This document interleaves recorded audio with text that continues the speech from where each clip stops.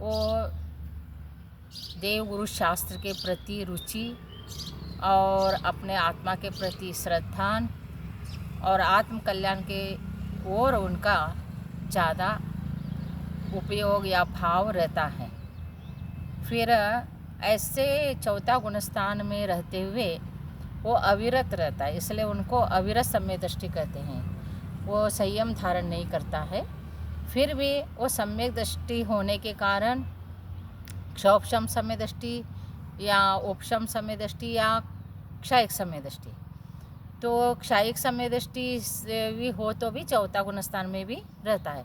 इस पंचम काल में क्षयिक सम्यक दृष्टि नहीं ही होता है, क्योंकि तीर्थंकर पादमूल में ही सम्यक दर्शन प्राप्त होता है।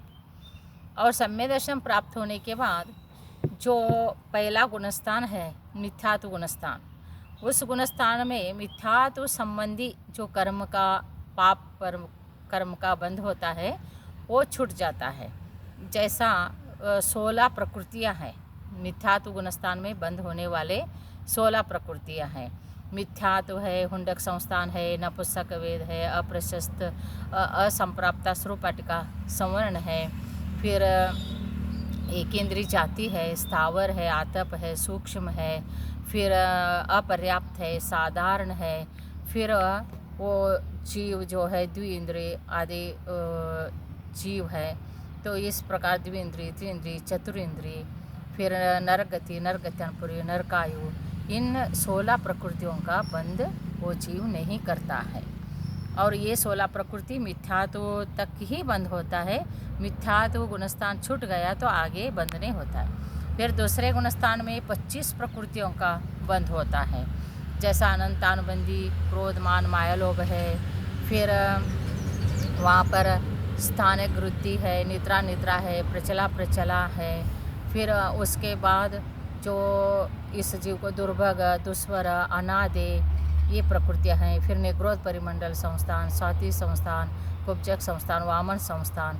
फिर 4 जो संवर्ण है, वज्र नारद संवर्ण, नारद संवर्ण, अर्धनारद संवर्ण, कीलित संवर्ण।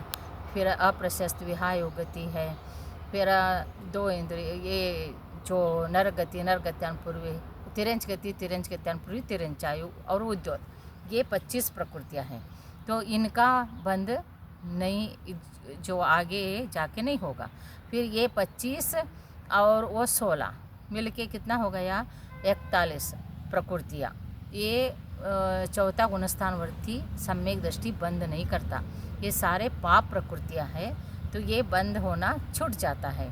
इसलिए वो सम्यक दृष्टि कभी नरकायु का बंद नहीं करेगा, तिरंचायु का नहीं करेगा, स्त्री का नहीं बंद करेगा, फिर नपुंसक का बंद नहीं करेगा, नीच गोत्र में नहीं जाएगा, दरिद्र होके नहीं जन्म लेगा, फिर उच्च कुल में जन्म लेगा, श्रेष्ठ कुल में मनुष्य भी बनेगा। तो श्रेष्ठ कुल जैसा जैन धर्म है, श्रेष्ठ कुल है, और अत्यंत श्रीमंत घराना, ऐसे ऐसे जगह में वो ऐसे तो मनुष्य होके पंचम काल में कोई सम्यक दर्शन सहित मनुष्य होगा नहीं, लेकिन क्षौपशम सम्यक तो है, तो उसको स्वर्ग में गया और वहाँ से यहाँ आता है। तो वो कर्म भूमि में जैसा चतुर्थ काल वगैरह हो तो होगा, पंचम काल में तो वो ऐसे मिथ्या दृष्टि ही जन्म लेते, सम्यक दृष्टि लेते नहीं। फिर पंचम काल में सम्यक दृष्टि बन गया तो फिर वो स्वर्ग में जाएगा, विदेह क्षेत्र में जन्म लेगा, ऐसे ऐसे देता। या तो मिथ्या अवस्था में मनुष्य का बंद किया, फिर बाद में सम्यक दृष्टि बन गया, तो कर्म भूमि सम्यक दृष्टि नहीं बनेगा, भोग भूमि का सम्यक दृष्टि बनेगा। तो इस प्रकार से सम्यक दर्शन सहित चतुर्थ गुणस्थ वाले जो है उसको बहुत बेनिफिट है।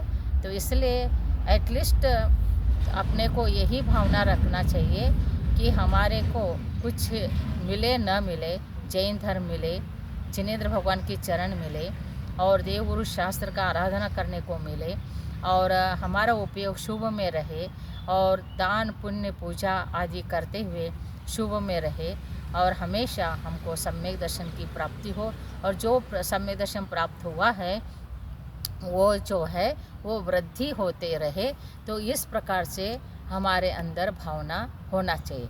तो ऐसे सम्यक दृष्टि जो है तो पीतलेशा, पद्मलेशा, शुक्लेशा का परिणाम वाला होता है। तो इस प्रकार ऐसे भाव रहने से उत्कृष्ट सम्यक दर्शन रहता है।